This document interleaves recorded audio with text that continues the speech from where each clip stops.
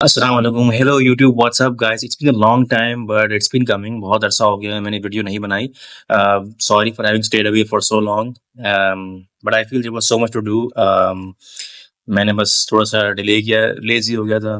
पहले एग्जाम्स आ गए, फिर मैं बात कर रहा था जिगर की चिकनाई के हवाले से। तो मैंने ये नहीं बताया था कि किस तरह से आप इन चीज़ों से बच सकते हैं। ठीक है भाई, this video is as promised for tips to prevent fatty liver and the treatments जो आप एम्प्लॉय कर सकते हैं to help this condition if you have it और if you want to prevent from having it. तो भाई सबसे पहले तो यही कि एहतियात इलाज से बेहतर है। ठीक है, मैं हमेशा यही कहता हूँ। सबसे पहली चीज़ जो आप कर सकते हैं वो है खाने पीने की एहतियात।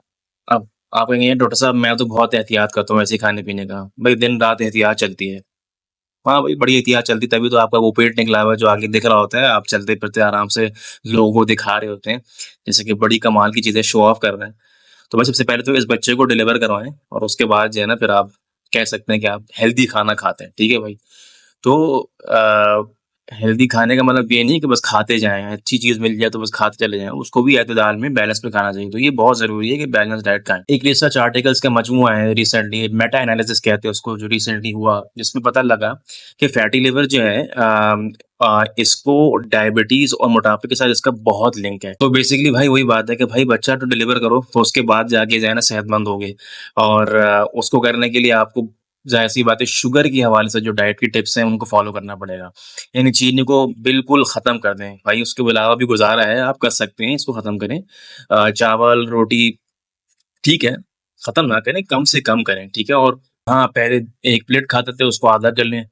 चावल की बात करूँ, जहाँ 2 प्लेट खाते थे उसको 1 प्लेट कर दें, तो इस तरह से। भई इतना भी ज़ालिम नहीं हूँ यार, ये ऐसा भी नहीं है कि यार थोड़ी बहुत चीनी मैं भी पीता हूँ, ऐसा नहीं है।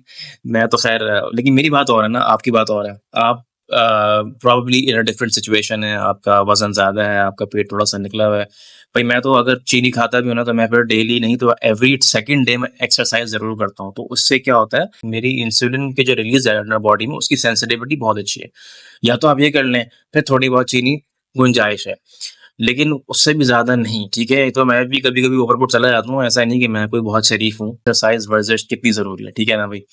आप कुछ भी नहीं करना है, 20 से 30 मिनट कम से कम दिन में आपने वर्जिश करनी है और इतना अगर आप कर सकें तो बहुत अच्छी बात है। नहीं, अब ठीक है भाई, दिन भर काम करते हैं, बहुत मुश्किल है, थके हुए घर आते हैं, कोई ज़रूरत नहीं है कि आपको घर पे आके अलग से टाइम निकालना है। आप मैंने पहले भी एक वीडियो में शेयर किया है, आई थिंक लिंक में डिस्क्रिप्शन में मैं लगा दूँगा।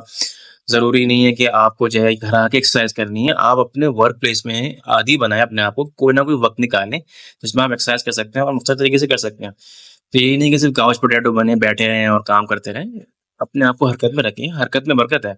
तो इस तरह से एक्सरसाइज़ कर सकते हैं, जिस्म को इतना आप दिन भर में एक्सरसाइज़ में लगाएँ कि आपको पसीना आए और आपकी दिल की धड़कन मुस्तकिल तौर पे थोड़ी देर के लिए, कम से कम आधा पौन घंटे के लिए बढ़ी भी रहे। अब मैंने बहुत बातें कर ली भाई एहतियात के हवाले से, तो अब आप बोलेंगे यार एहतियात की बात किए चले जा रहे हैं, मेरा तो काम हो गया कबाड़ हो गया, अब मैं क्या करूँ? तो फ़िक्र ना करें, परेशान ना हों। ऐसा नहीं है कि हमारे पास कोई ट्रीटमेंट्स नहीं है फार्माकोलॉजिकली, यानी दवाएँ वगैरह हमारे पास हैं मौजूद। बिल्कुल आप कर सकते हैं उनका इस्तेमाल, मैं भी उनका ज़िक्र करूँगा। लेकिन हाँ, हमेशा कहा है कि भाई चीज़ों को होने से पहले रोक लें।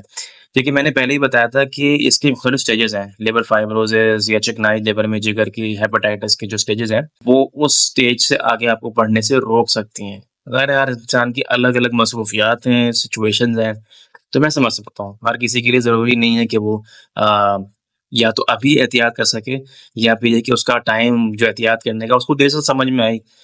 देर आए आए सही, कोई बात नहीं। सबसे पहली दवा जिसका मैं ज़िक्र करूँगा वो है पियोक्लेटाज़ोन के नाम से भी आती है। एक क्लास ऑफ ड्रग्स है, इन दवाओं का ही एक क्लास है जो इस्तेमाल की जाती है डायबिटिक्स में, शुगर के मरीज़ों में। अच्छा, इसका फ़ायदा ये है कि वज़न कम करती है, वो तो ठीक है। लेकिन दूसरी देखिए ये क्या करती है, हमारे जिस्म में 2 तरह की चर्बियाँ हैं। एक चर्बी तो वो होती है जो बिल्कुल ऑर्गन्स, अज़ा के आस-पास होती है और एक चर्बी होती है बिल्कुल जेल के स्किन के नीचे होती है। तो अब ये क्या करती है, ये जो आपकी जेल के नीचे वाली जो चर्बी है ना, उसमें बढ़ावा करती है और जो ऑर्गन्स और अज़ा के आस-पास है, उसको वहाँ से डिस्ट्रीब्यूट करती है। तो नुकसानदेह वाली जो चर्बी क्या है, आप समझ सकते हैं मैंने क्या मेरे कहने का मकसद क्या था। वो वाली चर्बी है जो आपके ऑर्गन्स के आस-पास होती है और उसी से आपका ये जो जिगर की चिकनाई है, हार्ट के अमराज़ हैं, स्ट्रोक वगैरह ये सारे लिंक्ड हैं। वहाँ से उस दवाई को फ़ायदा ये है कि वो रीडिस्ट्रीब्यूट कर देती है। अच्छा, अब सिर्फ़ यही नहीं कि ये दवाई के ये इफ़ेक्ट्स हैं। मैं इसलिए एक बात कह रहा हूँ, अगेन मैंने सारे लिंक्स दिए हुए हैं नीचे डिस्क्रिप्शन में कि इस पर तहकीक की गई है बाकायदा कि ये दवाई जो है यानी पीओग्लूटाज़ोन और दीगर ऐसी कुछ दवाएँ जो इस क्लास में हैं, वो नैश के मरीज़ नैश की बीमारी वो होती है NASH, यहाँ लिखा हुआ भी आ जाएगा नीचे, जिसको बोलते हैं नॉन अल्कोहलिक स्टीएटोहेपेटाइटिस, बहुत मुश्किल नाम है। तो वो मरीज़ हैं कि जो जिनको जिगर की चिकनाई का मर्ज़ होता है, तो ये उसको बेहतर करती है, रिवर्स करती है बाकायदा। तो अच्छी दवाई है और इसमें प्रूवन बेनिफिट्स हैं, तो ये तो आप इस्तेमाल कर सकते हैं। हाँ, खुद से ना करें प्लीज़, इसके भी अपने साइड इफ़ेक्ट्स हैं, हर शख्स के लिए नहीं है। डॉक्टर के पास ज़रूर जाएँ, उनसे ज़िक्र करें और रुजू करें और उसके बाद शुरू करें, ठीक है? और महज़ब भाई बड़ी मुश्किल दवाई का नाम है, लेकिन क्या करें यार, दवाओं का नाम मुश्किल ना बनाएँ तो फिर आप लोग सर पे चढ़ जाओगे यार कि मतलब अगर आपको दवाएँ याद रहेगी तो हमारा क्या काम है?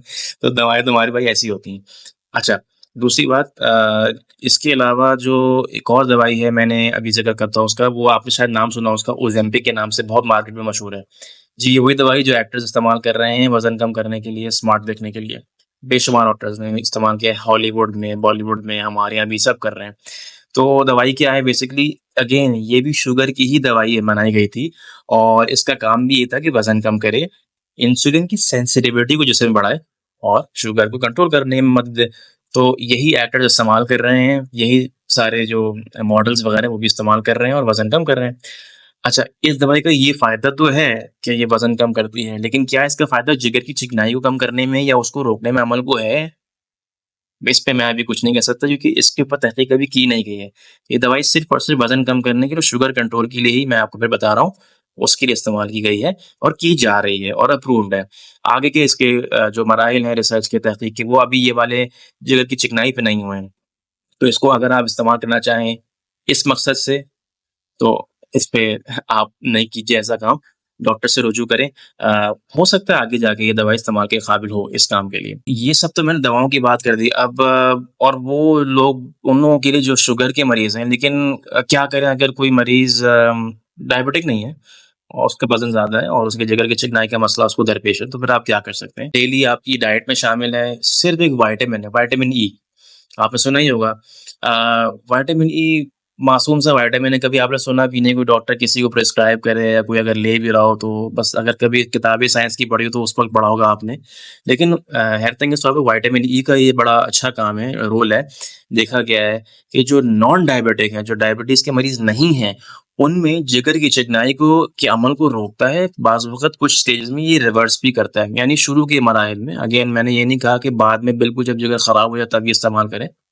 लेकिन शुरू की या दरमियानी मराहिल में ये काम करता है, तो आप विटामिन डी को सप्लीमेंट्स ले सकते हैं।